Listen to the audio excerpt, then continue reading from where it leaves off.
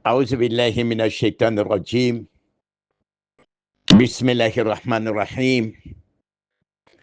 Chers frères et sœurs, très chère maman, très cher papa et très chers amis en islam, Assalamu alaikum wa rahmatullahi ta'ala wa barakatuh. Je vous dis merci. Merci beaucoup d'être très attentifs à nos réponses. Les réponses que nous avons données aux différentes questions. Je suis aujourd'hui que les cours que nous donnons à nos frères et sœurs sont bien suivis. Que Dieu vous récompense, que Dieu vous assiste. Nous sommes à la fin de notre activité du jour, les questions et réponses. Réviser ces questions et réponses, c'est très important, car cela vous donnera beaucoup d'enseignements en islam. Très chers parents en islam, c'est un appel, c'est un cri de cœur que je lance. Je renouvelle mon appel. L'appel que j'ai lancé depuis quelques jours pour aider nos enfants orphelins et orphelines qui doivent aller à l'école comme les autres enfants. Chacun d'entre nous est appelé à laisser la vie un jour et laisser ses enfants derrière lui. Il faut penser à ces jours. Il faut penser à tes enfants. 1000 francs, ça serait bienvenu. Il n'y a pas une petite somme chez nous. Nous nous sommes engagés à aider nos enfants. Le prophète sallallahu alayhi wa sallam nous dit dans un hadith, si tu as un cœur dur et que tu veux que Dieu te donne un cœur doux, si tu as des problèmes et que tu n'arrives pas à trouver des solutions, il faut approcher un orphelin, lui caresser la tête, lui donner à manger et avoir pitié de lui. Cela est beaucoup expérimenté dans notre vie, chers parents en islam. Aidez-nous à aider ces orphelins. Tu trouves 5 000 francs, ça serait bienvenu. 10 000 francs, ça serait bienvenu. Mais le fait de ne pas donner même 1 franc, c'est grave. C'est grave, c'est grave. Que Dieu mette sa baraka sur vous, que Dieu vous assiste, que Dieu vous protège. Nous sommes ensemble, car nous avons décidé de faire le chemin ensemble, aller dans Jannatul Firdaus. Et nous allons arriver, nous allons atteindre l'objectif, Inch'Allah. Merci beaucoup, bonne nuit, que Dieu vous accompagne, que Dieu vous assiste, que Dieu mette sa baraka sur vous. Shukran. أعوذ بالله من الشيطان الرجيم. بسم الله الرحمن الرحيم. Chers frères et sœurs, très chère maman, très cher papa, et très chers amis en islam, Assalamu alaikum wa rahmatullahi ta'ala wa barakatuh. Que Dieu accepte nos prières. Que Dieu fasse de nous des croyants sincères et pieux. Que Dieu mette sa baraka sur nous. Que Dieu nous assiste dans tous nos projets. Que Dieu nous guide sur le droit chemin et que Dieu nous donne solution à tous nos problèmes dans ces bas mondes et dans l'au-delà. Chers parents en islam, depuis quelques mois, dans nos bénédictions, nous avons privilégié les bénédictions pour nos enfants. Nos enfants qui sont en examen, nos enfants qui ont des concours à passer, ou nos enfants qui sont en quête d'emploi. Alhamdulillah, on nous dit que les examens sont bien passés. Hier, ils ont proclamé le résultat des bacs. Il y a beaucoup d'enfants qui ont eu leur bac. Alhamdulillah, alhamdulillah, alhamdulillah. Cela est une grâce d'Allah subhanahu wa ta'ala. Cela est un bonheur d'Allah subhanahu wa ta'ala. Cela nous demande de dire grand merci à Allah subhanahu wa ta'ala et de le louer. Car avoir un examen, cela est une grâce. Cela est un bonheur d'Allah subhanahu wa ta'ala. C'est pourquoi nous demandons à nos enfants qui ont eu leur examen d'être humbles, de marcher sur la terre, de continuer à prier, continuer à faire des doigts et continuer à travailler. Car c'est maintenant le plus difficile commence. Nos enfants qui n'ont pas eu leur examen, nous leur demandons d'être patients. Nous leur demandons de ne pas se décourager. Le découragement n'est pas musulman. Un musulman, un croyant sincère, ne se décourage pas. Ne perdez pas l'espoir. Il faut toujours espérer. Car la grâce d'Allah subhanahu wa ta'ala, le bonheur d'Allah subhanahu wa ta'ala est immense. Échouer à un examen, cela ne veut pas dire que vous avez échoué dans la vie. Il y a beaucoup de cadres aujourd'hui, beaucoup de DG, ils n'ont pas eu leur bac à un seul coup. C'est après plusieurs années qu'ils ont eu leur bac. Mais ils sont aujourd'hui ce qu'ils sont. Ne vous découragez pas. Continuez à prier. Continuez à bosser.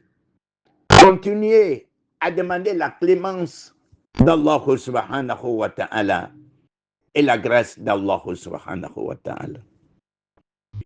Chers parents en islam, n'oubliez pas nos défunts, nos morts qui nous ont précédés dans les tombes. Il faut avoir des pensées pieuses pour nos défunts. Ton papa, ta maman, ton époux, ton épouse, tes enfants, tes proches parents qui t'ont précédé dans l'au-delà. Il faut faire des sacrifices pour eux. Il faut leur rendre hommage. La meilleure façon de les rendre hommage, c'est faire des fourrages ou des puits. Ça y est, là, à tout moment, la personne est dans la tombe, toi tu peux oublier. Mais ça y est, là, le sacrifice est là, le puits est là, ou le fourrage est là. La personne bénéficie de ça à tout moment, chaque minute, chaque heure, chaque seconde, chaque jour, chaque nuit. Nous sommes à votre disposition. Nous avons beaucoup de demandes. Il y a beaucoup de villages qui sont dans des besoins, qui ont besoin de l'eau. Mais comment? Nous attendons vos contributions. La troisième information, chers parents en islam, c'est la nouvelle année Hijriya. Je vous souhaite une bonne, heureuse année 1447. Comme c'est la période des zakat, alors que nous avons un projet d'aide, aide aux orphelins, les parents qui sont décédés, qui ont laissé leurs enfants, ces enfants doivent aller à l'école. Depuis quelques années maintenant, nous leur apportons nos contributions. Nous avons besoin de vos contributions, de vos aides. Ceux ou celles qui ont des zakats à faire, cela nous intéresse pour aider ces orphelins. Ou vous allez faire votre zakat pendant le mois de Ramadan. On a besoin de vos aides, vos contributions. Fils sabilillah pour ces enfants orphelins. Chers parents en islam, le mercredi, c'est le jour des questions et réponses. La première question est tombée depuis vendredi passé, venant d'une maman. La maman dit qu'elle a écouté notre sermon du vendredi, où nous avons parlé le bien fondé de la zakat. Nous avons parlé la zakat de l'or. Même si l'or est en bijoux, il y a la zakat là-dessus. La maman dit, tout d'abord, elle ne faisait pas la zakat de ses bijoux. Comment elle peut se rattraper? Comment faire la zakat de l'or qui est en bijoux? Tout d'abord, je vais dire à la maman, les années que vous avez passées sans prélever la zakat sur vos bijoux en or, pour vous rattraper, il faut demander pardon à Allah subhanahu wa ta'ala. Il faut faire des rakats de repentance. Des rakats de repentance qui est ignoré aujourd'hui par la majorité des musulmans. Comment ça se fait? Si vous avez péché la nuit, il faut faire l'ablution correctement et tu fais 2 rakats.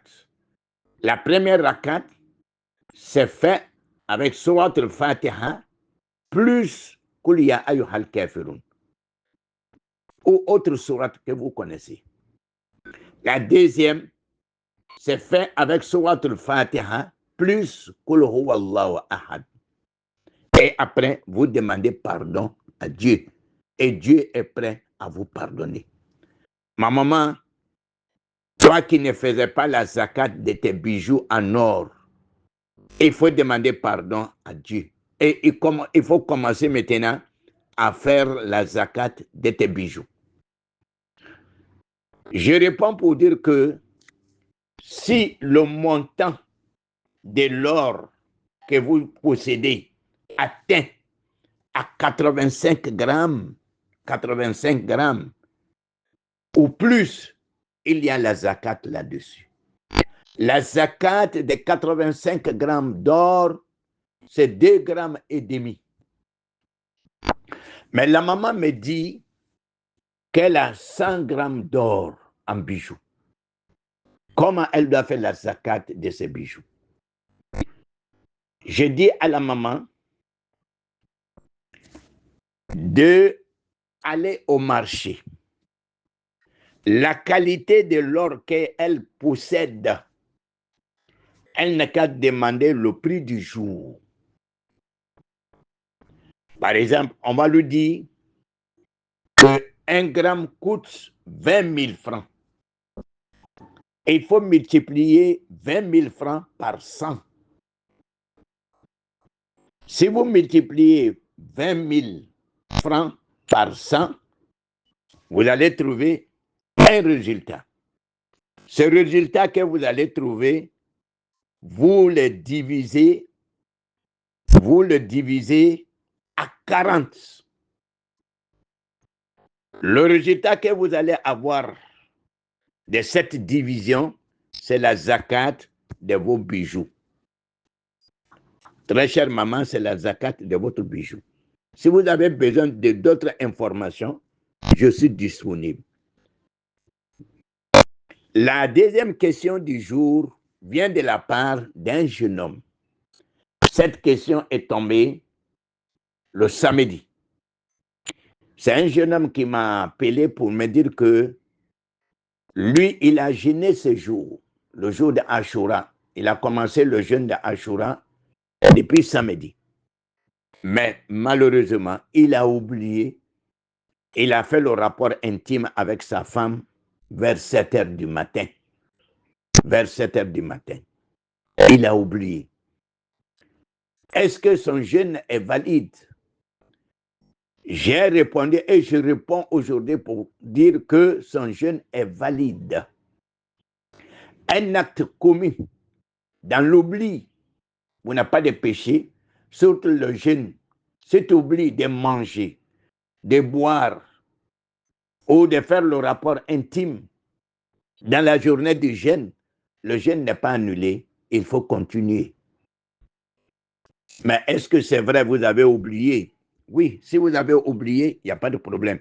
Mais si tu n'as pas oublié, donc votre jeûne est annulé. Envoyez vos questions au 00 225 07 79 66 54 55. Merci beaucoup. Bonne nuit et bonne journée. أعوذ بالله من الشيطان الرجيم. Bismillahirrahmanirrahim. Que Dieu accepte nos prières. Je vous souhaite une bonne journée de mercredi, une journée agréable, une journée de bonheur. Une question de la part d'une sœur, où c'est un jeune homme qui pose la question. Est-ce qu'il est permis à un musulman, ou une musulmane, de se natter les cheveux? Bon, les musulmanes, il n'y a pas de problème, les femmes. Mais les hommes, ce n'est pas possible. Les hommes, ce que nous voyons aujourd'hui, ce n'est pas possible. Ouais, il y a des... Malheureusement, il y a des musulmans, il y a des sectes. On les voit natter, on les voit tresser, les cheveux n'importe comment. Quand même, en les voyant, tu n'as pas envie vraiment d'être musulman ou une musulmane. Vraiment, c'est déplorable quand même. Voilà. Aywa, ɲininkali nana ka bɔ an balima dɔ fɛ. Yala a bɛ bɛn cɛ ɲɛ k'a y'a kun dan wa? O tɛ bɛn. O bɛn bɛ muso le ma. Muso kɔni b'a kun dan. Mɛ min yɛrɛ ye dusukasiko ye, dɔw b'a jatela bi k'olu ye silama ɲɛmɔgɔw ye walama silama kuntigiw ye. O kun dannen bɛ. Kunsigi nɔgɔnin bɛ. I yɛrɛ ka ye silamɛya nege tɛ k'i la. I yɛrɛ ka ye a bɛ komi i b'a fɛ k'a fɔnɔ. Est-ce que nin ye silamɛya ye wa? Ji tɛ don a la. I bɛna ko bɛɛ lajɛlen, alors que jɛnɛba bɛ n'i sɔrɔ, i bɛna seliji ta, mais ji tɛ don a la. Bɛɛ lajɛlen b'o lɔn. Donc silamɛya tɛ, a tɛ bɛn cɛ ɲɛ k'a y'a kun dan, k'a y'a kun siri.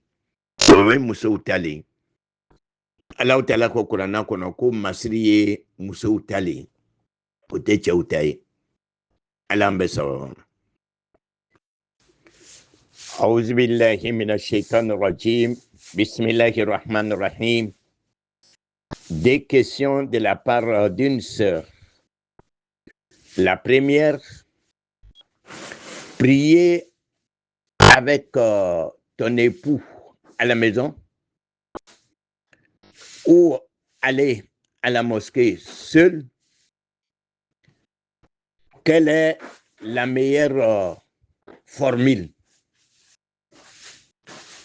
Je réponds pour dire que la meilleure prière d'une femme, c'est celle qui est faite à la maison. C'est ça qui est recommandé à une femme. Il n'est pas obligatoire pour une femme d'aller à la mosquée. Mais si elle décide d'aller à la mosquée, on ne peut pas l'empêcher parce que Omar bin al-Khattab, le deuxième khalife, a voulu empêcher sa femme d'aller à la mosquée. Le prophète sallallahu alayhi wa sallam l'a appelé pour lui dire pourquoi tu empêches l'esclave d'Allah subhanahu wa ta'ala, c'est-à-dire la créature d'Allah subhanahu wa ta'ala, d'aller à la mosquée. Il est dit dans un autre hadith, la meilleure prière d'une femme, c'est celle qui est faite à la maison. Donc, il est bon pour une femme de faire sa prière à la maison pour ne pas aller empoisonner les hommes à la mosquée. La deuxième question de notre sœur, est-ce qu'il est obligatoire de prendre un suhour, c'est-à-dire le plat que nous mangeons pendant le mois de Ramadan à 4 h du matin, à 3 h du matin? Est-ce que cela est obligatoire pour les jeunes surrogatoires? Bon, je réponds pour dire que le plat de suhour, manger suhour, c'est une sunna.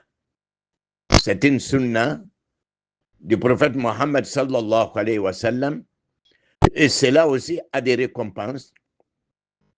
Cela aussi a des mérites.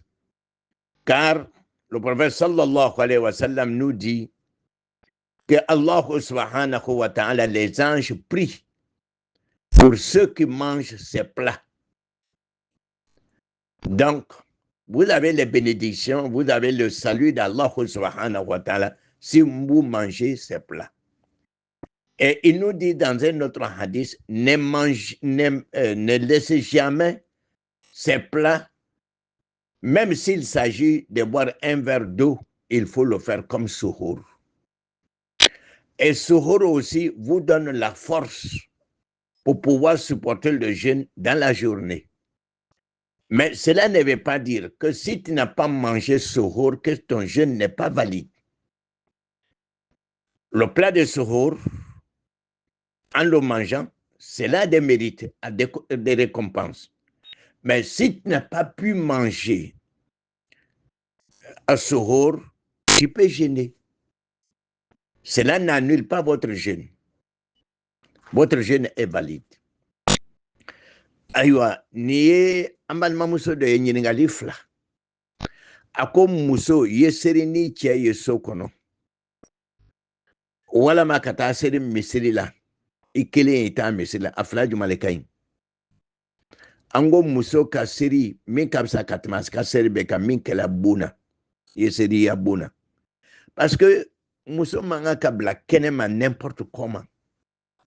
Parce que ibena ta tchedo oubene flefle onanyona surtout anka muso sont mal habillés kobe kenema yoro bela jenebe kenema. Bon, tu vas aller pour empoisonner les hommes. Donc muso ka seri nyenema min kapsa katima ka seri be ka seri mina kela buna. Akanyi ngali flana, est-ce que amena flasu mindo kasuri dumo we wajibi lewa? Ango suri rasulu ko salo sunnalo wajibi te. Rasulu ko sallallahu alaihi wasallam ko Allah ta'ala naka melekeu kulu be nema nyinin kela mogo me na be suri dumo. Dan ne ka suri dumo ibo nema nyuma nin soro. Rasulu fanani ko hadisa do ko kana suri dumo ka kana to efio yal na dana ka fa ibena jifenya kele ne me kuyoke.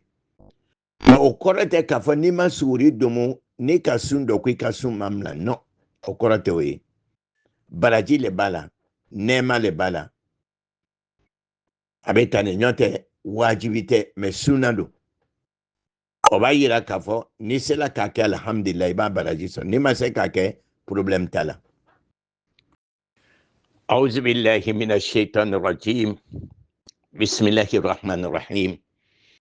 Une très bonne question de la part d'un jeune homme.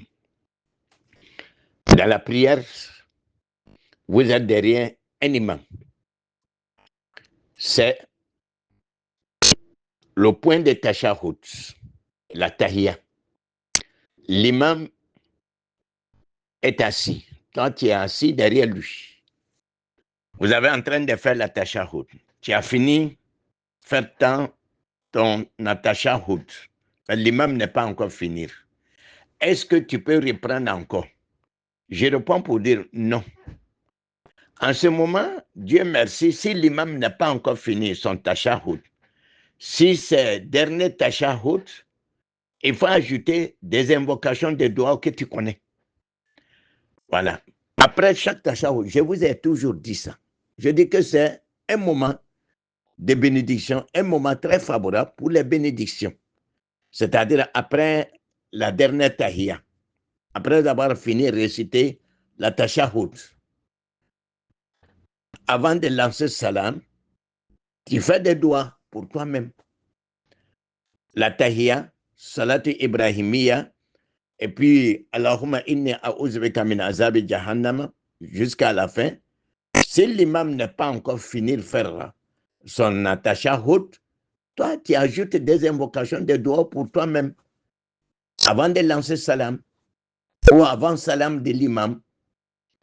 Aywa, amadama cheka ɲininkali le kɛ a ko waati dɔw la i bɛ kɛ alimami kɔfɛ tahiya kalan na e bɛ ban i ta tahiya kalan na mais alimami ma banba surtout tahiya laban parce que tahiya laban il faut ajouter salati ibrahimiya tahiya laban i bɛ salati ibrahimiya fara o kɔ kan tahiya joona i bɛ lɔ ashhadu an la ilaha illallah wa ashhadu anna muhammadan abduhu wa rasuluhu i bɛ lɔ yeli mais tahiya laban i bɛ salatu fara kan duwawu min fana ni fɔla allahumma inni a'uzbika min azabi jahannama wa min azabi al-qabr wa min fitnati al-mahya wal mamat wa min fitnati al-masih ad-dajjal an ka nin ye an ka nin bɛɛ kɛ ne ba nin faw e b'o duwawu nin fara kan ni bana o la yali bi alimami ma banba duwawu fɛn fɛn b'i kɔnɔ i b'o kɛ sani alimami bɛna salamu lanse o waati nin ye duwawu kɛ waati le ye ala an bɛ sababa ma. أعوذ بالله من الشيطان الرجيم بسم الله الرحمن الرحيم. Une question de la part d'un jeune homme. Il est beaucoup régulier sur les questions et réponses. Le jeune homme dit ceci. La semaine surpassée, nous avons dit que il était des traditions du sunna du prophète sallallahu alayhi wa sallam. Lorsqu'il sortait de la maison, il faisait 2 rakats avant de sortir. S'il rentrait à la maison, il faisait 2 rakats. Lui, le jeune homme qui pose la question, lui dit qu'il a commencé à appliquer cette tradition. Alhamdulillah, c'est ça que nous cherchons. Maintenant, si tu oublies, tu es venu de la ville, tu es rentré chez toi, tu as oublié de faire les 2 rakats. C'est le lendemain que tu t'es rappelé. Est-ce qu'il faut rembourser?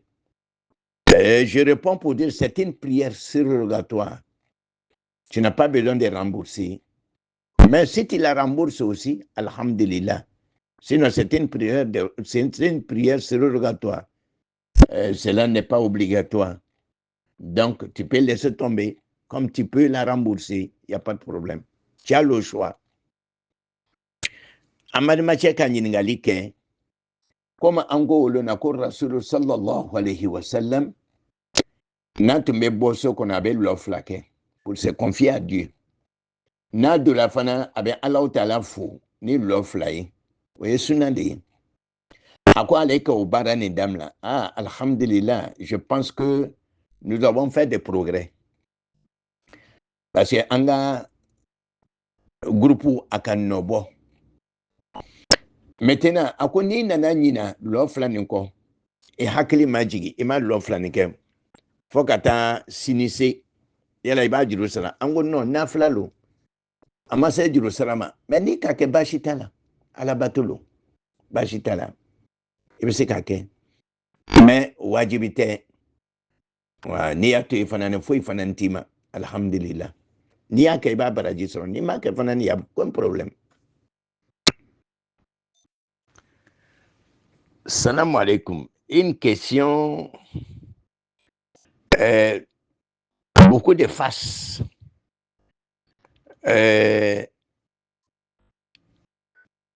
Venant d'une grande sœur. La grande sœur, elle est étonnée parce que le prophète sallallahu alayhi wa sallam a dit la prière en groupe. Vous avez 27 darajas ou 25 darajas, 27 ou 25. Il y a des différents hadiths. Maintenant, si une femme court derrière ces darajats, c'est-à-dire si on dit darajat, c'est l'élégance, hein? Voilà, c'est pas comme récompense. Une daraja, ils ont posé la question au prophète sallallahu alayhi wa sallam, quel est le degré d'une daraja? Daraja, c'est le mot arabe, hein? Il dit qu'une daraja peut mesurer de la terre jusqu'au ciel. Dieu te donne 27 de ça. Et le prophète sallallahu alayhi wa sallam dit dans un autre hadith, la meilleure prière d'une femme, c'est celle qui est faite à la maison. Est-ce qu'il n'y a pas contradiction entre les deux hadiths? Non. Si on dit que la meilleure prière d'une femme, c'est celle qui est faite à la maison, cela veut dire si une femme va à la mosquée, c'est de s'habiller correctement. C'est de s'habiller correctement. C'est pour éviter d'aller s'exposer devant les hommes. Oui, la grande sœur dit que les hommes n'ont qu'à faire des efforts, c'est vrai. Parce que le prophète Allah subhanahu wa ta'ala nous demande vraiment de baisser les regards, de ne pas regarder ce que tu ne dois pas regarder. C'est vrai, les hommes doivent faire des efforts. Mais une femme, en allant à la mosquée, il faut habiller comme il se doit. Il faut fermer tout. Il faut fermer tout. Voilà la mosquée. C'est pour éviter de ne pas aller créer d'autres choses que le prophète sallallahu alayhi wa sallam a dit que la meilleure prière d'une femme, c'est celle qui est faite à la maison. Mais cela ne veut pas dire que une femme ne doit pas aller à la mosquée. Je vous ai cité le hadith. Omar bin al-Khattab a voulu empêcher sa femme d'aller à la mosquée. Toutes mes excuses, les gens appellent, ils ne savent pas que je suis en train de répondre à des questions. Il n'y a pas de contradiction entre les hadiths. Si tu n'as pas un homme qui peut diriger la prière à la maison, il te prie seul. Tu pries seul. Et cela aussi est accepté par Allah subhanahu wa ta'ala. Parce qu'il est dit que la meilleure prière d'une femme, c'est celle qui est faite à la maison. Donc, vous avez la récompense d'une femme qui est allée en groupe. Voilà. D'une femme qui est allée en groupe. Je disais que Omar bin al-Khattab a voulu empêcher sa femme d'aller à la mosquée. Elle est partie se plaindre chez le prophète sallallahu alayhi wa sallam. Le prophète a appelé son mari. Il dit, mais pourquoi tu empêches la créature d'Allah subhanahu wa ta'ala d'aller à la mosquée? Il faut la laisser. Cela veut dire qu'il est permis à une femme d'aller à la mosquée, de participer aux cérémonies, mais à condition qu'elle s'habille correctement, de ne pas s'exposer comme ce que nous voyons en nos temps. C'est ça le problème. Sinon, il n'y a pas de problème. D'aller à la mosquée, d'aller à la prière de Fajr, il n'y a pas de problème. Mais, il faut s'habiller correctement, comme il se doit. À défaut, il faut prier chez toi. Aïwa, ni ɲininkali ye ka bɔ an bamuso fɛ parce que a b'a fɛ ka faamuyali sɔrɔ nin kuma nin na a ko rasulu ko sallallahu alaihi wasallam ko muso a seri min ka fisa ka tɛmɛ a ka seri bɛɛ kan min kɛla so kɔnɔ an fana ni ko to ne rasulu sallallahu alaihi wasallam a ko Umar bin Khattab a ko a kana muso empêcher ka taa misiri la yala kuma fila nin tɛ ɲɔgɔn nɔ fɔla wa o ko fana ni nile mɔgɔ min ni mɔgɔ t'i bolo so kɔnɔ cɛ t'i bolo ye min bɛ se ka seri kɛ n'i ye o tuma misiri la taga le man fisa wa an k'o le jaabi hadisa fila nin ma ɲɔgɔn nɔ fɔ dɛ rasul a ka barrière dɔ le bila a b'a fɛ k'a fɔ musow ɲɛna o ni aw tɛna se ka aw ya masiri ninnu fɛn bɛɛ lajɛlen ta c'est-à-dire k'aw yɛrɛ habiller ka ɲa k'aw yɛrɛ datugu ka taa misiri la a ye seri kɛ so kɔnɔ kuma kɔrɔ le ye mais muso o muso n'a bɛ se k'a yɛrɛ habiller ka ɲa silamɛmuso ɲɛnama e t'a misiri la o le ka fisa kuma fila ma ɲɔgɔn nɔ fɔ dɛ c'est-à-dire rasul bɛ barrière dɔ le bila la a bɛ mɔgɔw masirana musow masirana ka bɔ k'i yɛrɛ bila cɛw ɲɛkɔrɔ ko cɛw fana ni ka ka effort kɛ o ye tiɲɛ ye parce que cɛw ko o bɛ taa misiri la o bɛ taa misiri la o bɛ taa sigi misiri da ni fɛnw na o bɛ baro ni fɛnw na ni muso dɔ bɛ tɛmɛna o b'a filɛ ɲɛ kɛrɛfɛ o b'a filɛ o ɲɛ tɛ bɔ muso la bon c'est dangereux voilà et les muso fana ni ka lɔn i bɛ tɛmɛna cɛ jamakuru la ten i jija fana ni i ye kɛ muso ye muso min bɛ s'a yɛrɛ la kana cɛw fitina kuma kɔrɔ de filɛ nin ye ɲɔtɛ ni mɔgɔ min taara seli jama na Alahu Taala bɛ daraja 27 le d'i ma mais muso min n'a selila so kɔnɔ a b'o daraja 27 sɔrɔ ça y a pas de problème a faamuna n'a ma faamu donc en prenant no Inch'Allah. Salam alaikum. Une question de la part d'un jeune homme.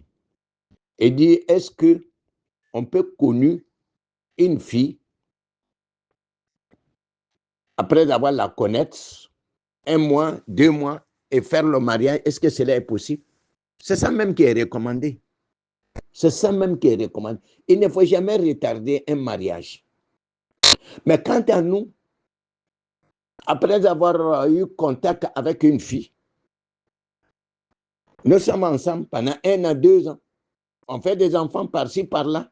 C'est après maintenant nous allons faire le mariage. Ces enfants que vous avez fait là, même si vous vous mariez entre vous là, ces enfants que vous avez fait, ce sont des enfants de hors du mariage. Ce sont des enfants bâtards. Si Dieu fait que tu as connu une fille, alhamdulillah, 1 mois suffit de se fréquenter. Mais dans cette fréquentation aussi, il n'y a pas de rapport intime, il n'y a pas de rapport sexuel, comme ce qui se passe aujourd'hui à nos jours. Il suffit seulement de dire à une fille, je vais t'épouser. C'est fini, vous passez à l'acte. C'est blâmé en islam. C'est un acte ignoble. Moi, mes jeunes filles, mes filles, mes enfants, la dignité d'une femme là, c'est son sexe. Mais vous ne faites que bazarder vos sexes. Hein? C'est-à-dire, si un homme qui t'a eu déjà, est-ce que, en dehors du mariage, est-ce que cet homme-là peut t'accorder de l'importance? C'est pourquoi nous assistons aujourd'hui à beaucoup de divorces. Beaucoup de divorces. Même hier nuit, j'avais un problème comme ça. Avant-hier, j'avais un problème comme ça. Divorce par-ci, par-là. Parce que les règles ne sont pas respectées. Avant un mariage, tu ne dois pas connaître ton homme ou ta femme. Mais ce n'est pas le cas chez nous. Les jeunes filles, faites beaucoup attention. Si tu veux qu'un homme t'accorde de l'importance, il faut faire beaucoup d'efforts. Il faut faire pression sur soi-même de ne pas lui donner ton sexe. Moi, je vais directement. Il ne faut pas lui donner. C'est ta dignité. C'est ta seule dignité. Mais si tu veux la braver, hein, t'exposer n'importe comment, aller passer la nuit chez un homme avant le mariage, comme ce qui se passe en nos jours. Ce sont des choses qui sont blâmées en islam. Un mois suffit. Tu as demandé la main d'une fille, au bout d'un mois, on te donne la fille, alhamdulillah. Ce que tu cherches là, tu vas trouver après le mariage. Que Dieu nous aide. A'udhu billahi minash shaitanir rajim. Bismillahir rahmanir rahim. Une question de la part d'une sœur. La sœur dit ceci. Il arrive souvent qu'elle se réveille la nuit pour prier. Après les prières surrogatoires, elle s'assoit pour faire des zikrs. Mais les zikrs qu'elle fait, c'est avec des nombres. Il arrive aussi, elle n'arrive pas à ces nombres, et puis on fait l'appel à la prière de Fajr. Il est l'heure de la prière de Fajr. Est-ce que, si tu n'as pas pu compléter le nombre que tu voulais, est-ce que tu dois les compléter le lendemain ou après? Je réponds pour dire que les zikrs, ce sont des prières surrogatoires. Ce n'est pas obligatoire. Tu es en train de faire un zikr. L'heure de la prière est arrivée. Tu arrêtes les zikrs. Les zikrs, c'est à tout moment. Il n'y a pas de remboursement dedans comme une prière. C'est à tout moment. Tu fais ça le matin, tu fais ça le soir. N'importe quel nombre que tu as eu, cela est largement suffisant. L'islam n'est pas compliqué, l'islam n'est pas difficile. Il ne faut pas mettre des choses sur ta tête qui n'existent pas. Un zikr, c'est une prière surrogatoire. Tu as pu faire 10, 20, alhamdulillah. Tu trouves un moment libre encore, tu fais d'autres zikr. C'est à tout moment.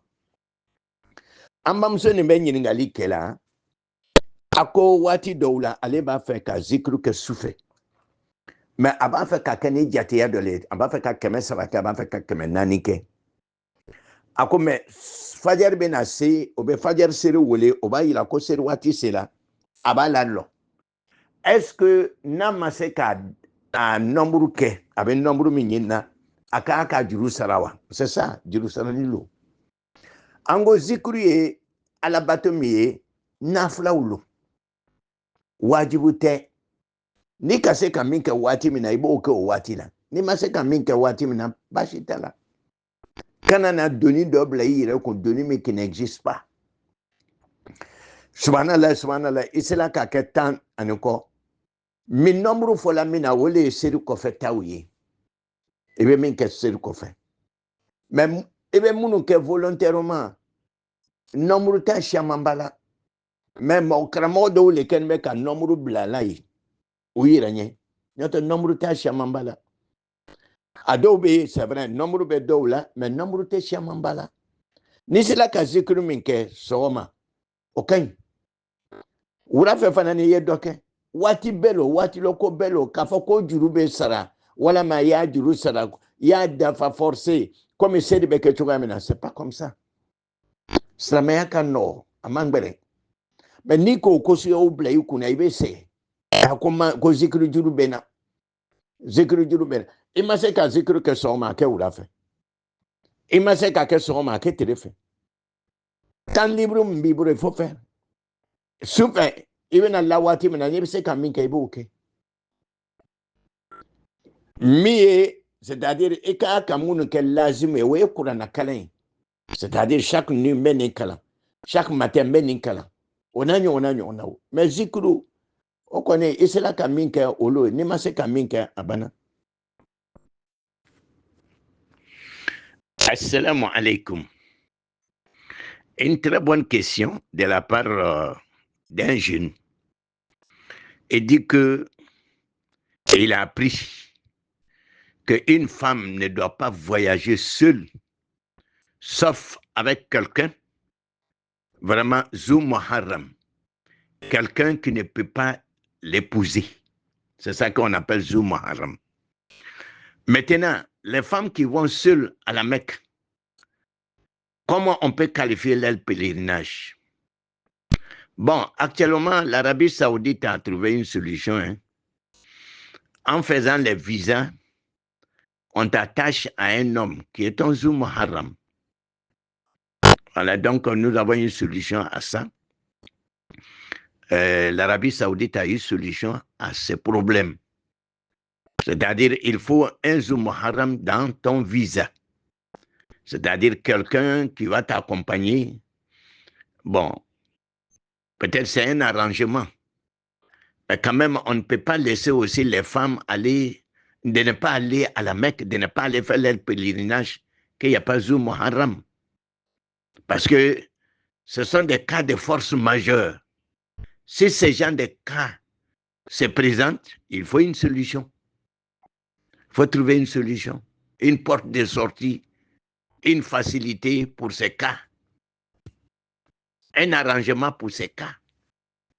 Aïwa, ambalimatière be kuma min fola ko ale ka mɛn ko muso man ka voyager ka tɛmɛ tere kelen ou bien tere fila kan ou bien tere saba kan fo a ye kɛ ni mɔgɔ ye mɔgɔ min tɛ se k'a furu mɔgɔ min tɛ se k'a furu a haramuyani bɛ mɔgɔ min ma bon muso minnu bɛ taa la hiji la o kelen don an k'o de la Arabie Saoudite ka solution sɔrɔ o la sisan donc komi cɛ wɛrɛw bɛ taa la hiji la donc o b'o cɛ ninnu tɔgɔ o b'o bila i ka visa la k'o y'i ka Zou Muharram ye parce que fɛn don i bɛ taa sɔrɔ muso bɛ se ka se sɔrɔ ka taa hiji la a dɔ ka hiji kɛli o ye wajibi le ye bon a cɛ se t'ale ɲɛ cɛ ka mɔgɔ fana nin tɛ yen bon fo ka solution sɔrɔ a la o ye daruraw de ye silamɛya kɔnɔ daruraw lo n'o kasuya ninnu nana a bɛ bɔda le ɲini a la bɔda tɛ dɔ wɛrɛ ye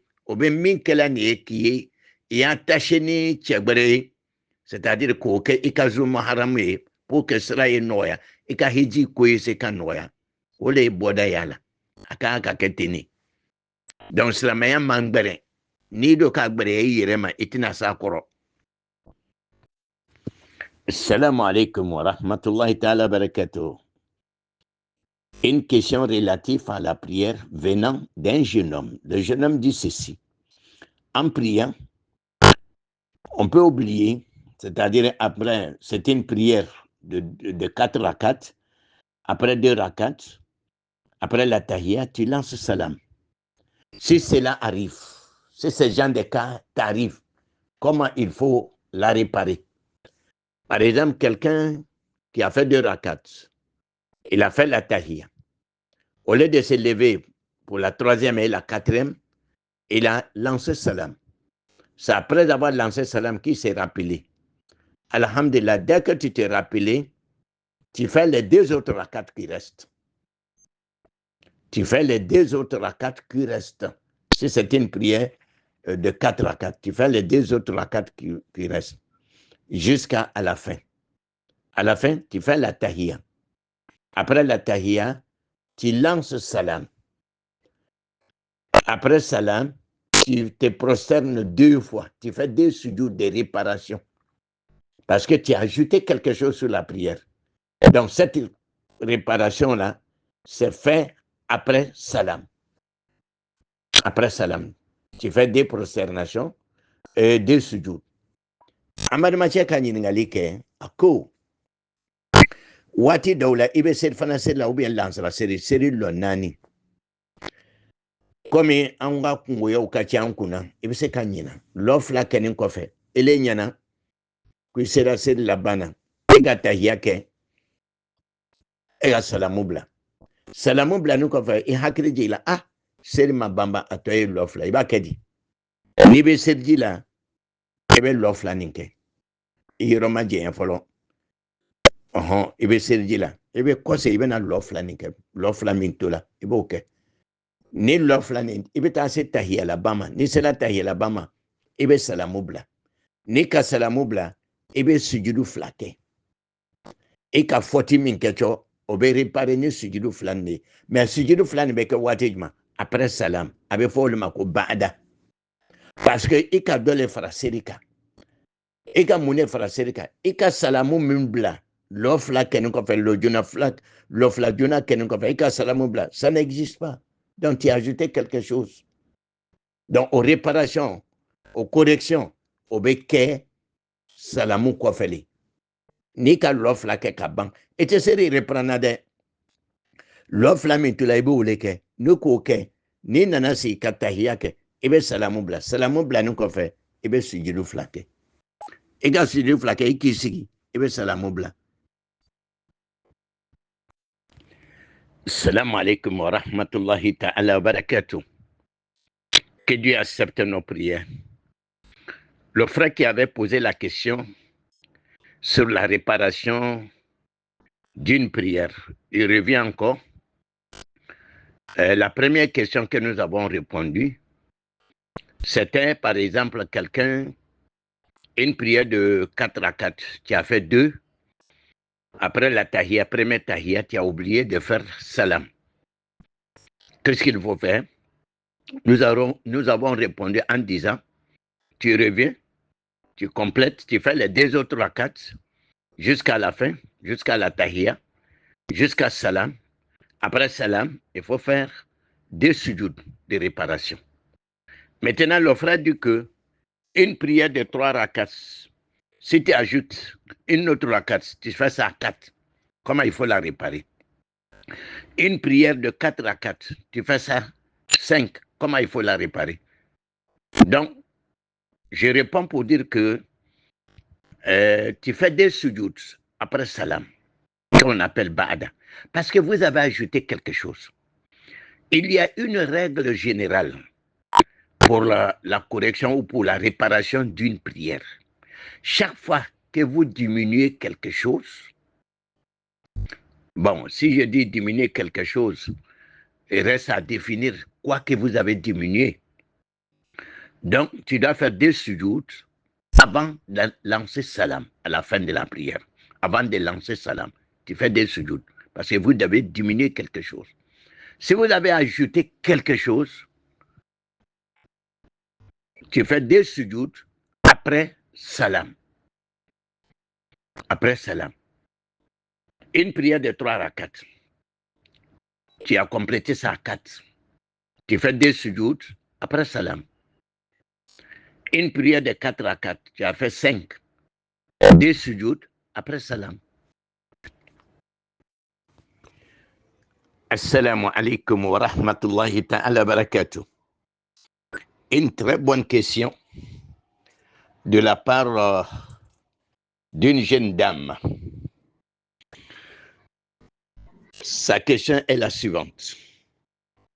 Est-ce qu'il est permis de prier dans des boubous, dans des pains, dans des t-shirts qui portent des images des êtres humains ou des animaux? Je réponds pour dire non, cela est formellement interdit. Vos prières ne sont pas exaucées. Si vous priez dans un boubou, dans une chemise, dans un pain qui porte des images des êtres humains, des animaux, c'est-à-dire tous ceux qui ont des âmes, leurs images sur un boubou, sur un pain, sont interdits dans la prière.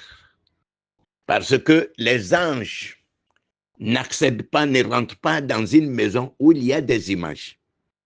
C'est grave, chers parents en islam, parce que ça c'est écrit noir sur blanc. Mais malheureusement, nous voyons aujourd'hui des pagnes qui portent des images des ulamas, les soi-disant des ulamas, des érudits, des oussas, des imams. Ils ont leurs images, ils ont leurs photos sur des pagnes où les gens prient dedans, leurs disciples, leurs fidèles prient dedans. On voit aussi des gens qui prient avec des t-shirts des campagnes, qui portent des images des leaders politiques. Ce sont des choses qui sont interdites. Vos prières ne sont pas exaucées.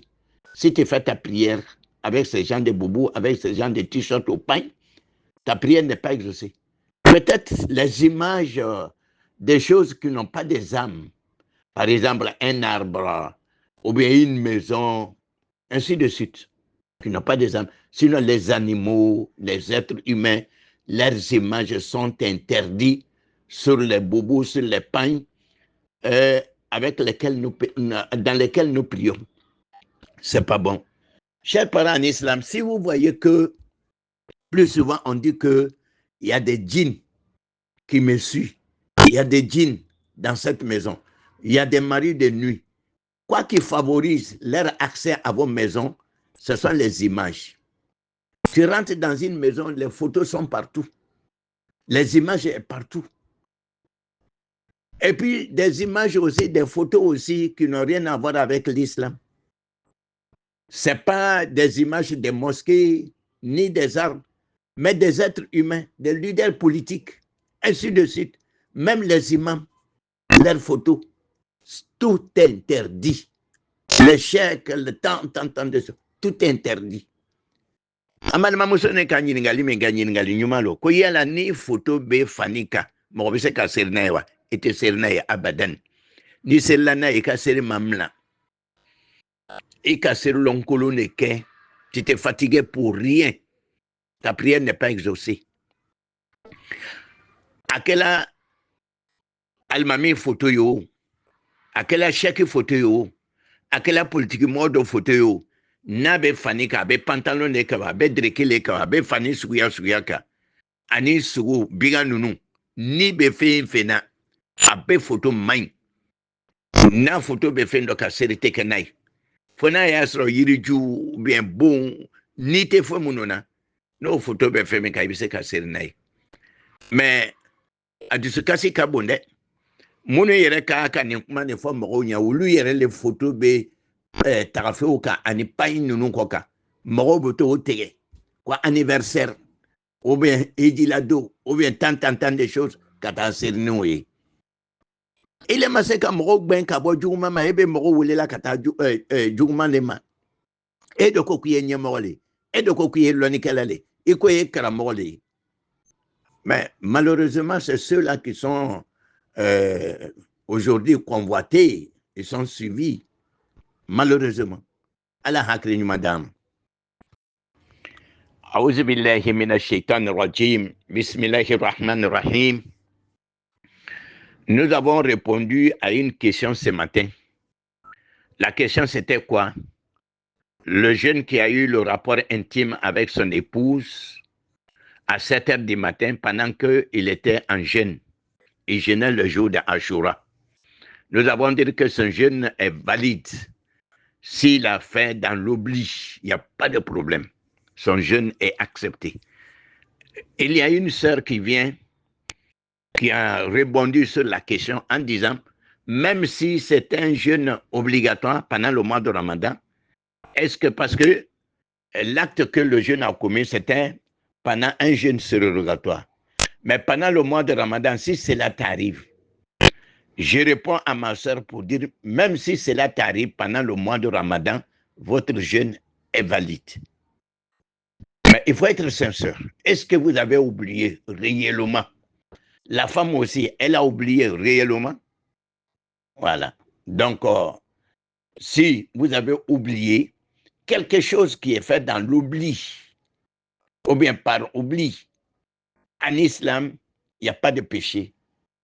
Le jeune qui a oublié de boire, de manger, de faire le rapport intime pendant la journée de jeûne, votre jeûne est valide. Même si c'est pendant le mois de Ramadan, il n'y a pas de problème.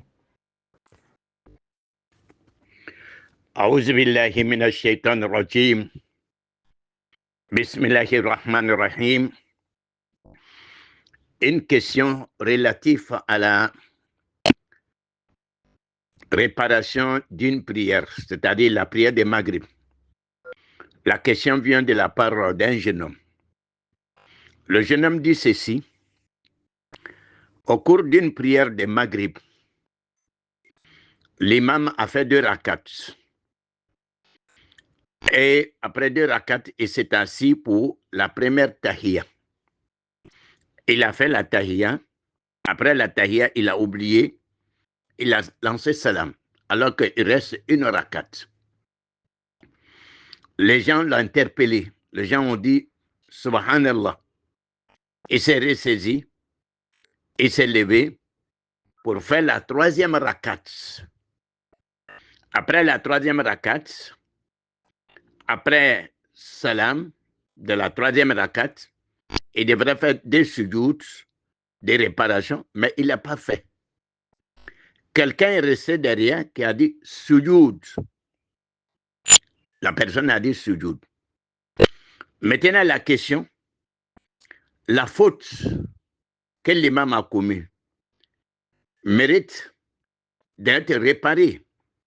Mais la réparation de cette partie-là, c'est fait avec Qabla ou bien avec Bada, c'est-à-dire avec des prosternations avant salam ou avec des prosternations après salam. Je réponds pour dire c'est après salam. C'est après salam. Car l'imam a ajouté quelque chose sur la prière. Salam qu'il a lancé après les deux rakats là, salam qu'il a lancé là, ce salam là n'existe pas dans cette prière. Mais il a ajouté, donc il est venu avec la troisième rakat, il a réparé. Mais maintenant, pour faire le sujoud de réparation, ça se fait avec Ba'da. Ba'da, parce qu'il a ajouté quelque chose. Mais je vais attirer votre attention. Le jeune qui a dit, celui qui a dit derrière le sujoud, sa prière est gâtée, hein? Il n'a qu'à reprendre sa prière. Parce qu'il a parlé dans la prière. Sa prière est gâtée. Aïwa, ni kuma manjan, fitri seri lo sabaye. Almami ka lo flake, ka si ka tahia junake. Atunga ka wuri tahia juna kofe, me anjina na ka salamu bla. Kofe mako ku ka devoir ke ukama ko subhanallah. A hakri ka irasura awula ka lo sabananke. Lo sabanan ban, anana kana tahia ke ka salamu bla, ama sujuduke. Ama sujuduke. Bon, c'est ça. Faut-il min kasro? Aka ka labeni ba'da le ou bien kabla. A sujudu kan ka ke salamu nyefele wa ou bien salamu kofe. Ango le jabi a sujudu be ke salamu kofe. Parce que imam ka dole fara serika. Aka salamu min bla yoron na yanfi. O salamu nente seri kono. Ako fara serika. Donc nabe na labben. A keni kofe ka rakan sabanan ke nabe labbena. Otma be sujudu flake salamu kofe. Mais ambadima min tula ko fe ka fa ko sujud ka seri tiena aya ka seri reprendre. A'udhu billahi minash shaitanir rajim. Bismillahir rahmanir rahim. Une question de la part d'une sœur. La sœur dit ceci. Deux vieilles personnes, un homme et une femme. Ils sont tous des vieilles personnes. Est-ce que les deux là, sur le même fauteuil, c'est-à-dire si le fauteuil est large, ils peuvent s'asseoir côte à côte et faire leur prière? Bon, je réponds pour dire que s'il y a un cas de force majeure, s'il n'y a pas d'autre place, les deux peuvent rester côte à côte et faire leur prière.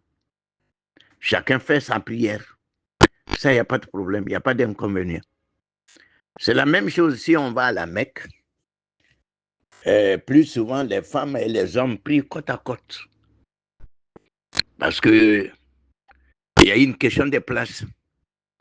Comme les deux doivent prier dans un fauteuil, étant assises, donc ils peuvent être côte à côte, chacun fait sa prière, il n'y a pas de problème.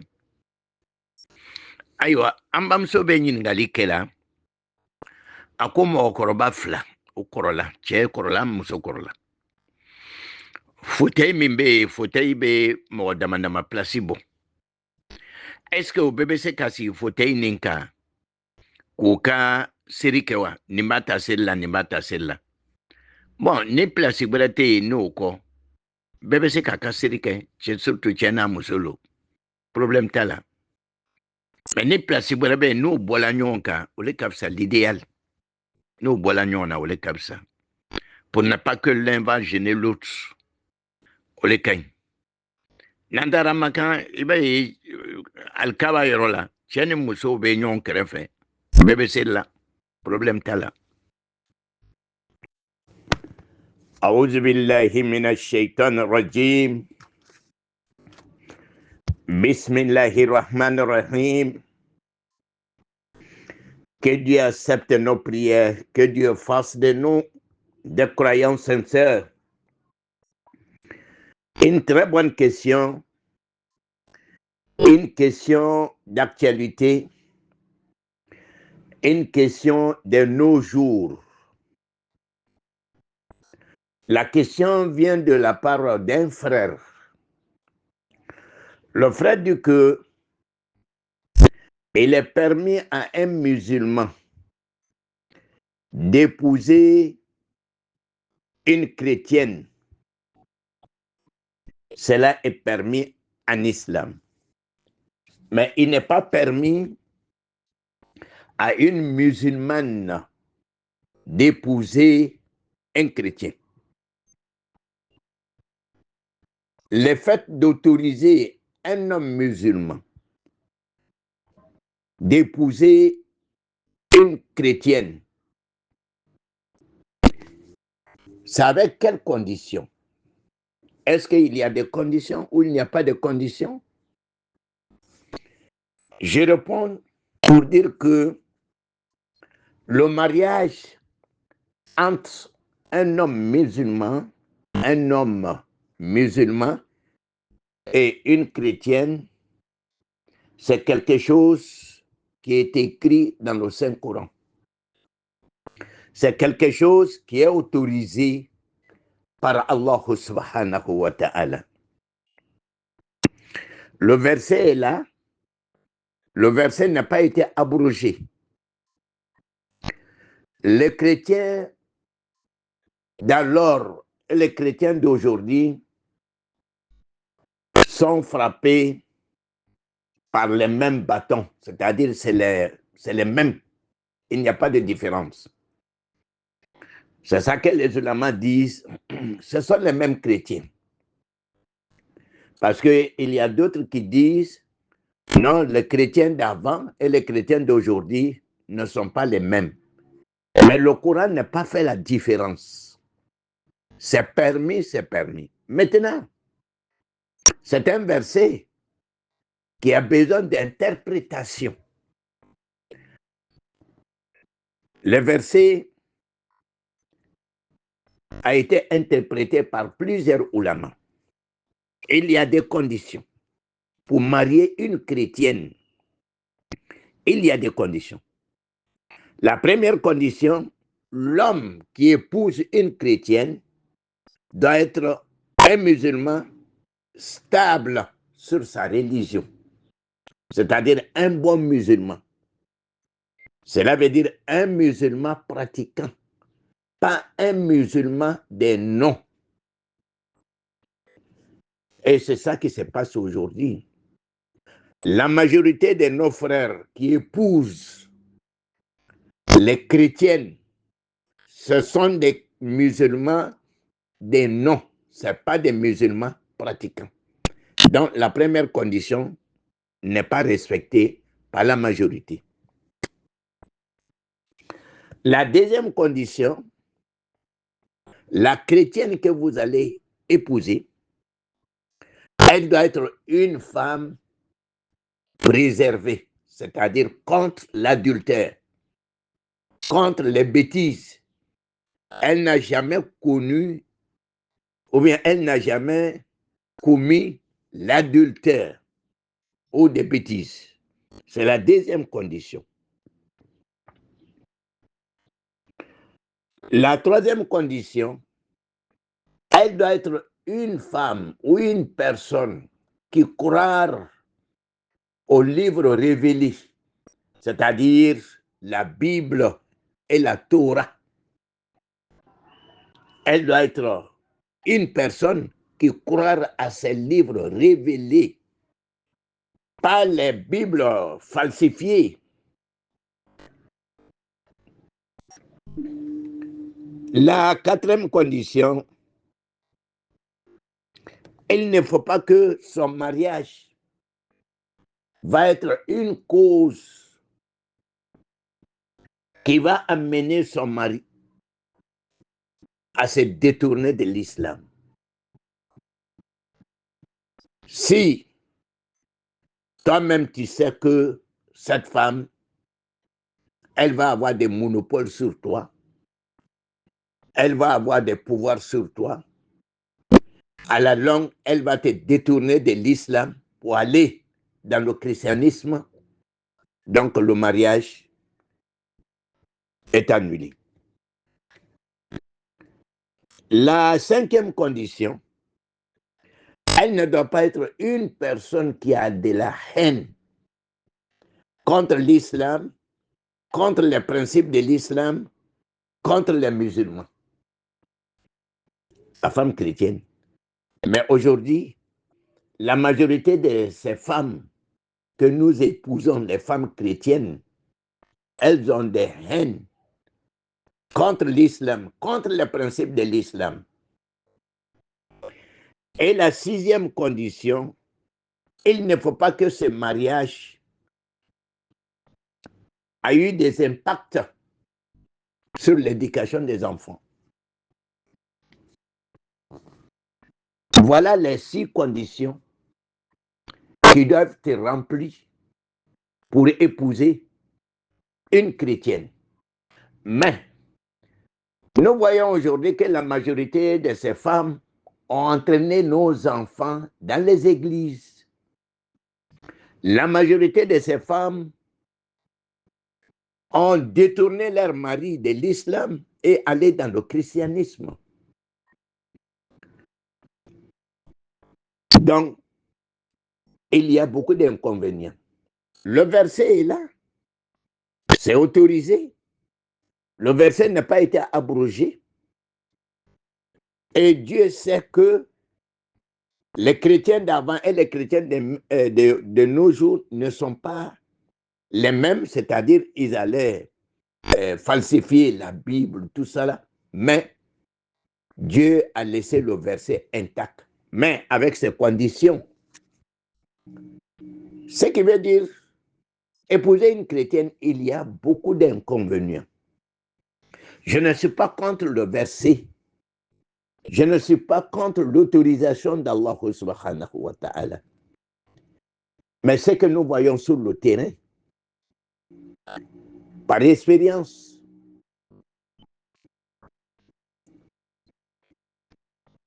si Allah subhanahu wa ta'ala a autorisé ces mariages, parce que c'est le mari, c'est l'homme qui a le monopole du mariage.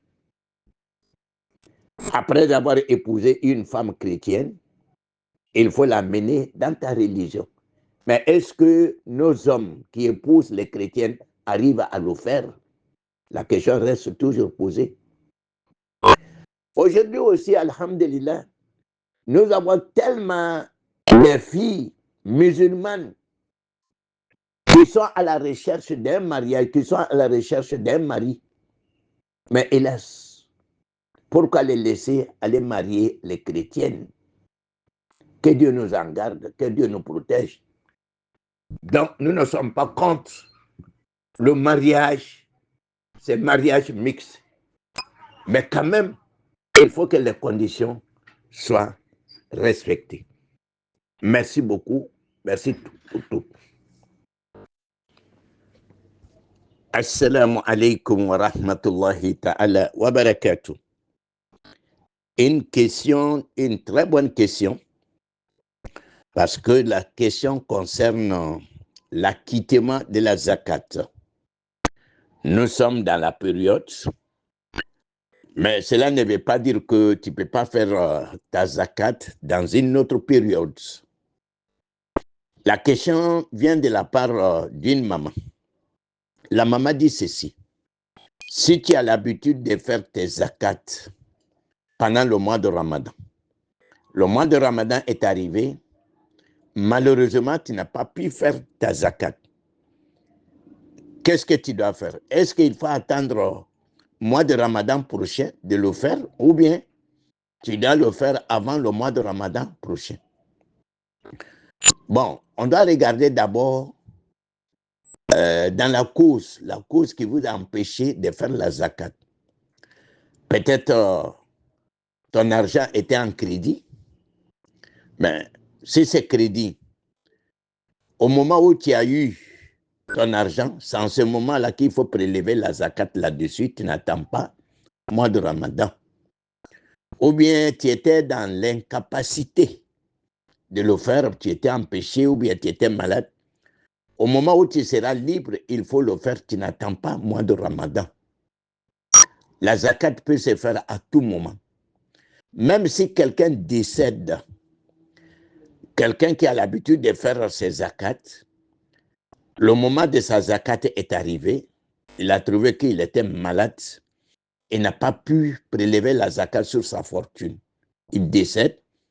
Après son décès, après les funérailles, la première des choses qu'on doit enlever dans sa fortune, c'est la zakat.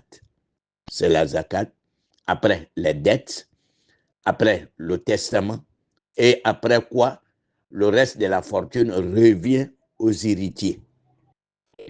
Ambamso ka ɲininkali kɛ a ko mɔgɔ min i delilen bɛ k'i ka jaga bɔ sunkalo la, sunkalo nana se i ma se ka kɛ yala i b'a kɛ sani ka sunkalo nata se cɛ ou bien i bɛ sunkalo nata le makɔnɔ.